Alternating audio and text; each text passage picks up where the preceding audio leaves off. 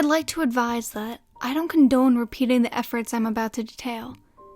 I can't stop anybody from acting upon curiosity, but my actions haven't done any real good for my well-being. I couldn't expect another individual experience to far much better. I'll get back to that subject later on, but I'll first give you my actual story. There's a feeling that I'm sure many have experienced, even on a small scale. Before one is about to sleep, there's a sensation in which the body feels like it's shrinking downwards, falling into nothing. This has been simply named a falling sensation, or at least, I've never heard by another of name.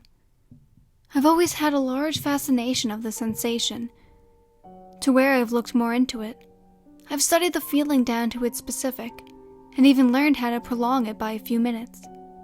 Aside from my strange amusement, my efforts to present a positive, the feeling could disperse my stress very quickly, leaving me more than relaxed. There was a growing issue, however, that eventually led me to stay away. Every time the feeling was finished, despite my body being calm, there was an evident pain in my chest. This never happened at other parts of the day, or any time before or after sleep. I was concerned if I was causing damage to myself, so I made the sensation less frequent. They almost stopped altogether. There came a night where my stress was through the roof. Since leaving high school, I was paranoid about having no money, so I worked 3 jobs at a time. Adding on the other obligations of my life, I needed a quick escape from reality. The feeling lightly came over me, so I grasped the opportunity. I envisioned myself falling through the stars, as I usually would. My body began to follow my thoughts as it felt heavier. I kept it consistent about a minute, as I usually would do. I never wanted to go overboard, so I typically opened my eyes and stopped it after that time. I did that same in that moment. When I opened my eyes, nothing changed. When I say this, it means that I still saw nothing but darkness, as if my eyes were still closed. I thought this was the case until I continued to feel myself blank. I still felt myself falling, faster than I had seconds before. My body was paralyzed, still feeling weighed down as I continued to drift. The speed was building, and the thought that it was a dream came over me. It all felt too real, too sensitive to be a dream, though. I could feel as though I was awake, yet blind to the world around me. The falling had progressed to a flying, plummeting towards the ground. My body began to ache, as it would when I would fall for too long. The falling stopped, leaving my body floating in a pitch-black void. I couldn't lift my head to see if the rest of my body was visible. My eyes only looked up, remaining still. Not long after I stopped descending, an image flashed across my eyes. It was quick to the point where I couldn't pin any details down. It was brighter than the void, for sure. I remembered it covering my entire vision, like I had been briefly transported to another place. Soon, pictures flashed for longer intervals. They came one after another, with an occasional frame of darkness. The pictures included places and people that I recognized. They were my friends, workplaces, family members, but sometimes of individuals unknown to me.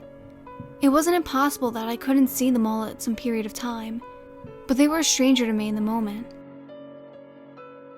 An image passed that stayed longer than the rest.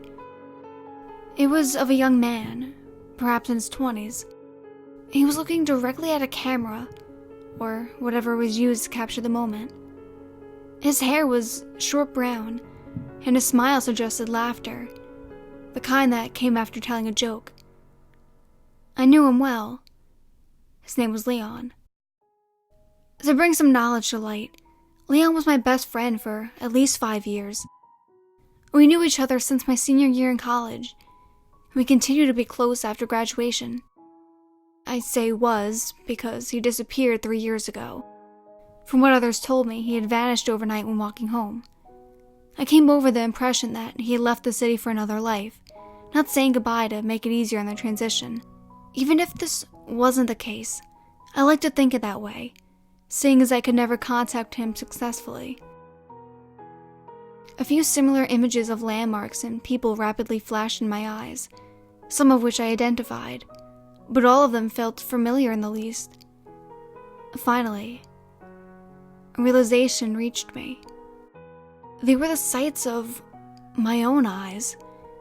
They were my memories. Most of the images beyond that point didn't feel like major memories. They weren't significant scenes in time, but pictures of places and people that I might have seen at some time in my life. They were still memories of people I knew, but their expressions were not ones I recalled. Their faces were lifeless, holding little emotion. Their stare suggested no anger, happiness, or sorrow, only emptiness. There were some figures in the memories that didn't seem complete. They were partially faded, appearing blurred or otherwise transparent. I suppose the best way to describe it would be comparing it to spirit photography, one can find on the internet. I didn't want to think of the figures as ghosts, but they did become more numerous as I seemed to fall deeper. There was a partial hand grasping a man's shoulder, as well as feet on a completely empty dark street. An image of my mother. A pair of eyes appeared to hover next to her, staring forward. The last of what I saw was more concerning. The final images were very limited in their view. There was a twisted, bruised leg, a wrecked car. In front, flattened against a tree, a trail of blood on a dirt road, leading off frame. Piecing the images together, I isolated them of a car crash I had been in years before. The crash had damaged my head, and its memories of the event with it. Others at the time explained that I lost control of my vehicle, specifically a steering wheel malfunction. I had always thought the car had some potential dangers to it. After long use without maintenance, I had just been too much of a cheap prick to get them fixed. After the crash, that didn't seem to matter. After pictures of the crash, I snapped back to reality, still lying in my bed, sweating. My chest was pounding harder than it ever had. It ached with every breath, delivering pain to my head as well. My body felt strained, like its muscles had withstood pressure for a long while. On the subject of time, I glanced at my alarm clock to see how long I was subjected to the whole event. I had been under this state for nearly 4 hours. I lied awake a while after, my body being in too much pain to rest. When the aches degraded, I was exhausted enough to quickly fall asleep. I don't recall dreaming. During the next day, I was far more conscious, and maybe cautious, of my surroundings. I took mental notes of everywhere I went, and compared almost every sight to the images I witnessed. I studied people, locations, daily sights. Maybe entering the state had heightened my senses in some way. Regardless if it was correct, the idea brought curiosity. I will say here that I take sleeping medication, which has occasionally yielded some side effects, though they were all bodily based. I say this because throughout the entire day, I would occasionally hallucinate for only seconds. I would be speaking with someone and almost swear to see small parts of them change. Portions of their skin would look more pale and aged. Their eyes would turn a gray, empty shade of color. Their teeth sharpened into an array of jagged, intimidating thorns. These disturbing appearances were brief, leaving with the next blink of my eyes. The sights and thoughts by the end of the day left me in a madness. Trying to make sense of everything only worsened my confusion. Then, the idea of the memories was the worst of it. I couldn't put them out of my mind, even if what happened the night before had been a dream. While driving home, I passed a construction site. It was in its first stages, where the foundation was being excavated for space. The site brought an idea to my mind about the night before, about everything that I was stressing over. The falling sensation could be brought to a level to where one falls into a deep areas of the mind, where the memories themselves form into visible images. There are many thoughts and sights of life that are forgotten, whether lost from the pass of time or other external causes. In this mental place, the unprocessed memories are free to be examined, and therefore recovered. It was sort of archaeology, where the deeper the soul falls, the more buried memories it can uncover. The idea was insanity to me, but it also presented an undiscovered opportunity. The potential to see distant, shadowed areas of my life was enough for me to continue focusing on the experience. It was enough for me to try it all again. I was prepared to start the following night, where my next day was free. I remembered that after the last time, my chest was in an alarming pain by the end. The risk of this being worse almost made me back off, but I thought about what I could find through the struggle. Even if there was no significant answers to be uncovered, the discovery of the phenomena was enough to tell about. I lay down, relaxed, and imagined the same feeling as before. It was only a few minutes until I began to feel it build. Typically, I would need to concentrate for as long as an hour to bring the sensation to its highest intensity, but it only took me minutes with my concentration. My eyes closed, and tension began to spike throughout my muscles. I tried to imagine the peaceful stars, but I was more focused on preparing for whatever uncovered memories would be recovered. The speed of the fall increased as it did before, and my body abruptly stopped and began to drift. I was back. At first, I expected the same images as before. It wasn't long until the image of Leon appeared. It took a moment to recognize it as the same image, because it had become different in ways. His smile appeared more menacing, filled with malicious intent. His eyes were more empty, soulless, gray with no flicker of life. His smile revealed teeth, sickly sharpened. The transition continued as more images of people passed. They were unrecognizable because of the changes, almost appearing as an entirely new picture. The faded, intriguing figures were also more significant. They were positioned in spaces, reaching out their ghost-like hands to whoever was also in the picture. Their faces were still too dark to decipher. I felt uneasy, nauseous as their blurred eyes locked towards me. Because of this assailment of altered memories, a new pattern had passed unnoticed. The beings were in every image, as if they really existed. Each figure had found home in the memories, beginning to change the rest to fit their appearance. I tried to contemplate why these creatures were in my mind. Thinking of them only seemed to bring more into my sights, an unexpected trap of thought. I snapped back into my objective of discovery, specifically of what might have happened to Leon. For all I knew, the answers to his fate didn't exist in my memories. He could have disappeared in an event unrelated to me, and I could have been wasting my time. My past closeness to him still got the best of my efforts.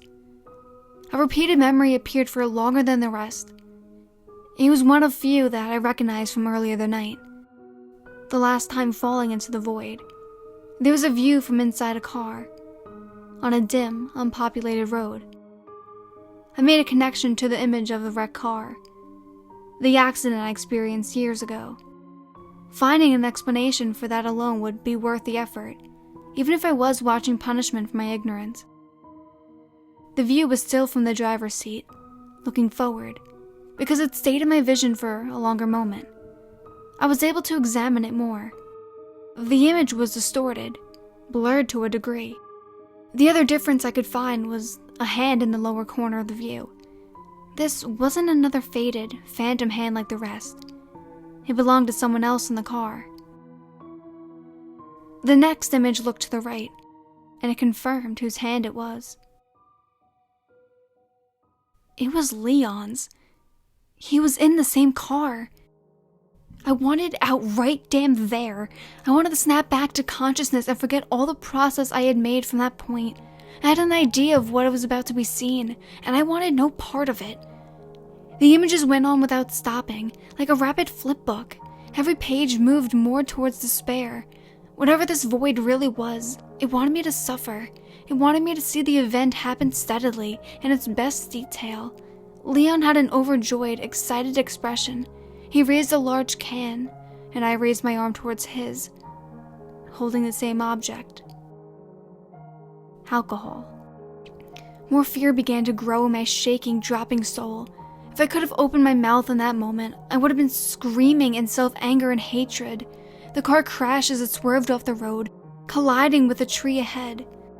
Leon was ejected from the vehicle, cut apart from broken glass and the force of impact. There were no more images, as the entire final scene played out as a first-person video. I stepped out of the car, stumbling from both my drunken vision and injuries. I walked towards my best friend's body, who was crawling away from the scene. Blood was flowing from his head at a critical rate, dragging forward with all his lasting strength. He collapsed into a limp sprawl. Leon's last moment of pain will be forever embedded into my thoughts. What will be forever scarred into my soul was the look of his face. As I looked back at mine, it was a look of defeat, hopelessness, regret. It was an expression that spoke, "It's not your fault." But I knew the terrible choice I had made. Nobody had ever told me the reality. Nobody ever told me that Leon and I had made such a foolish, suicidal mistake. Nobody ever told me that I caused his death. Just as his face was looking into mine in the memory, it flashed with a hideous facade. The sorrow in his eyes turned to malice, an inhumane stare, and his mouth turned into a vicious smile. I knew that this was not the reality of the memory itself, but my mind being possessed. Memories were shattering away into horror from what waited in its steps. They'd been waiting for a curious, ambitious soul to wander down, looking for answers. They gave me what I was looking for, and now they were looking to keep me there. They wanted me to be trapped. I was internally screaming, desperate to wake back into consciousness. I had no knowledge of how to leave the place. The only action I was capable of was thought. This guided me to different memories, twisted by the demons inside my head. No amount of mental concentration seemed to bring me to freedom. I felt a pressure begin to build in my chest. In the moment, I had hoped it was a feeling of my heart stopping, killing my brain and ending the nightmare. There was a tug, jolting me upwards. Each pull was overwhelming, painful from the emotion. This didn't matter, as it still felt like I was moving upwards towards freedom. Despite the hopeful situation, tainted pictures were still being forced into my vision. They were no longer visions of my past, but depictions of human torment. I saw the people in my memories continually mutilated, sucked of life, burned to ash. The people in my mind had been turned to a canvas, being used to create pieces of repulsing, psychotic artwork. The last sight I witnessed in that place was a blur of red, which covered my whole sight. When I think of it, it reminds me of what one would see when closing their eyes to a bright, direct sunlight. I gasped awake, if awake would be applicable. My entire body pulsed with aches, but there was a weight on my chest that made nearly every breath impossible. Attempting to get up for help was useless, as my energy was better spent keeping air in my lungs. I laid in the same place for 2 hours, with my heart screaming to shut down. To my surprise, I heard sirens approaching from the street. An ambulance. I was confused about the arrival at, but I learned a few days later that a neighbor of mine had heard terrible noises nearby and called the authorities. In my unconsciousness, my suffering was audible, enough for a different home to hear my screams. I stayed at a hospital for 2 days, as I had suffered a near-fatal heart attack. My examiners found the event rather surprising, that a man as healthy and young as myself could fall victim to such a severe occurrence. They asked a few questions relating to my lifestyle and potential medications. I never mentioned anything about my recent experience. I was too tired to go through the entire story, or to be judged as insane. Once I was released, I had the idea of speaking with others. Maybe my friends would tell me why they lied, especially about someone so close to me. I had decided against it. I'm sure others were mourning enough without me trying to bleed explanations from them. All I have left to do now is thinking how my last few months could have gone differently. I think about what it could have been like if I had never discovered my ability to fall. into what I believe to be an undiscovered section of the mind. My life continues as much as it can, but I find it difficult to concentrate with those burning images in my thoughts. There's so much guilt inside me now that I don't see my old friends anymore, or even family. I can say that I have ideas of suicide, but only time will tell if I'm that desperate. Now, with my story concluding, I reach the point where the reader begins to associate themselves with the experience I had. With such a discovery comes the idea of it being used for personal desire, or even just reckless adventure. I reach the point of the story where you think about trying it all yourself. And with this comes the part where I try to warn you. Based on what I've described, here's the best explanations I can give for what went wrong. I'll first present the notion that we all forget certain memories for a reason. They're a part of our lives that seem to fade from our minds, that we run to again. There's an idea that in knowing everything, especially about ourselves, we are brought to a level of peace. Humans weren't born to have a constant peace of mind. As much as we wish for it, and looking for all your memories, the only feelings you'll find will be regret, anger, and frustration that you caused something that can't be undone. But your life's not bad, right? You've had nothing but good memories, nothing but events that you only wish could be replayed. I'll present you with another idea. We've all felt negative emotions, dark states of thought. There are everyday occurrences that create fear, sorrow, dread. Many unpleasant sensations.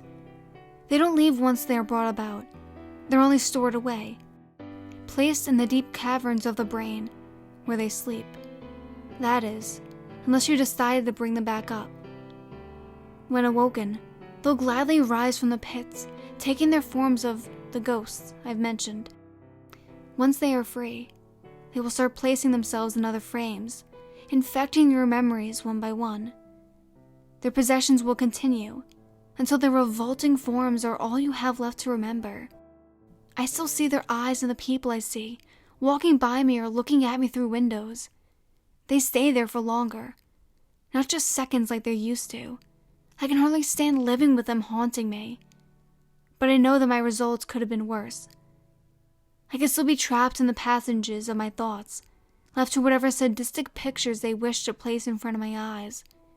That was their goal after all. The possibility would still exist to you. I've know I said a lot, but if all I'm saying are warnings, what was the point of explaining the story at all? I may have discovered this on my own, but that's not to say I was the first. What I experienced was at first an accident, which then grew to a mistake. The fallen sensation is a common phenomena, felt by hundreds of humans every night. There are people who die in their sleep, whether from heart conditions, strokes, or other causes. I shudder to think how many have been somewhere else in their mind before then. I know there will be those who will be unable to keep away from the opportunity, and will seek to understand more. Despite all my words telling them to stay the hell away, they will continue with their efforts. They'll probably wonder how I've made it happen. Though I've already explained it, you lie down, relax, and begin to imagine yourself falling. You'll start to feel it come over slowly, but keep concentrating. If it's anywhere the same as it was for me, it won't take long to arrive. You'll see your memories, and the only thing you'll be able to do is go deeper. Your mind is the sight, your soul is the shovel. Lower yourself down and start digging.